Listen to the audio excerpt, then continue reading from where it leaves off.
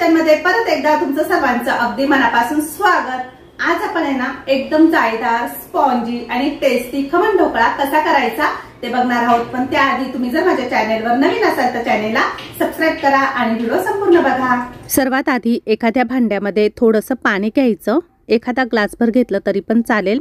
त्यानंतर यामध्ये आपण 4 चमचे साखर टाकली आहे, 1 चमचा मीठ टाकायचे चवीनुसार आणि अर्धा चमचा सायट्रिक ॲसिड म्हणजे लिंबू सत्व, पाव चमचा हळद। हे सर्व काही चांगलं पाण्यामध्ये विरघळून घ्यायचं।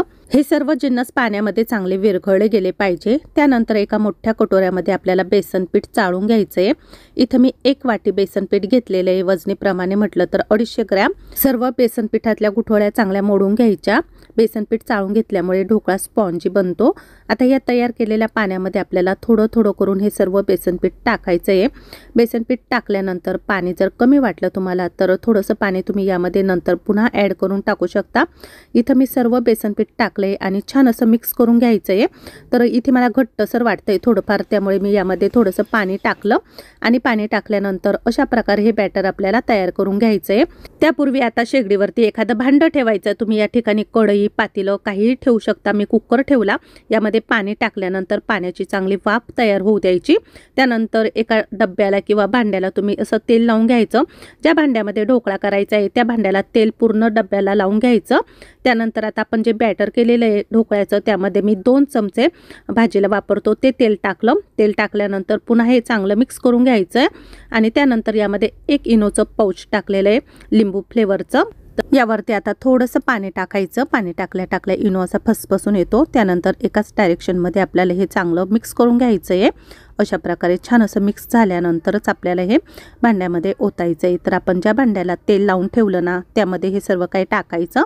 इनो टाकल्यानंतर बाकीची प्रोसेस आपल्याला फटाफट करायची आहे। आता डब्बा असा थोडा टॅप करायचा म्हणजे आतील हवा बाहेर निघून जाते आणि लगेच उकळी आलेल्या पाण्यामध्ये आपल्याला हे ठेवायचं आहे, म्हणजे पाण्याची वाफ तयार झालेली असते आणि लगेच झाकण यावरती ठेवायचं।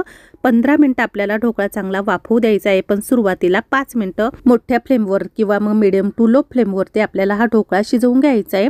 त्यानंतर 15 मिनिटांनी झाकण काढून बघायचं। तर इथं तुम्ही बघू शकता ढोकळा छान असा मस्त फुगला आहे, पण त्यामध्ये आपल्याला सुई किंवा सुरी घालून बघायची आहे।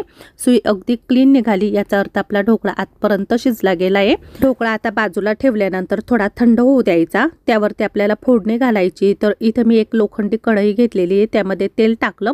तेलामध्ये 1 चमचा मोहरी, अर्धा चमचा जिरं, पाव चमचा हिंग, उभ्या काप दिलेल्या 5 ते 6 हिरव्या मिरच्या, त्यानंतर यामध्ये तुम्ही कढीपत्ताही टाकू शकता। ही फोडणी छान अशी मस्त झाल्यानंतर यामध्ये पाणी टाकायचं आहे। पाणी अंदाजे मी इथे टाकते, अर्धा ग्लास किंवा 1 ग्लास पाणी टाकायचं। त्यानंतर या पाण्यामध्ये आपल्याला साखर टाकायची आहे, म्हणजे हे पाणी आपल्याला गोड पाणी तयार करून घ्यायचं आहे ढोकळ्यावरती टाकण्यासाठी। इथे मी 2 चमचे साखर टाकली आहे। साखर पण छान पाण्यामध्ये विरघळून घ्यायची, फक्त विरघळेपर्यंतच पाण्याला उकळी येऊ द्यायची। त्यानंतर शेगडी बंद करून टाकायची आणि हे गोड झालेलं पाणी आपल्याला ढोकळ्यावरती टाकायचं आहे। ढोकळा पण थोडासा थंड झालाय, ढोकळ्याच्या कडा पण छानपैकी मस्त सुटलाय।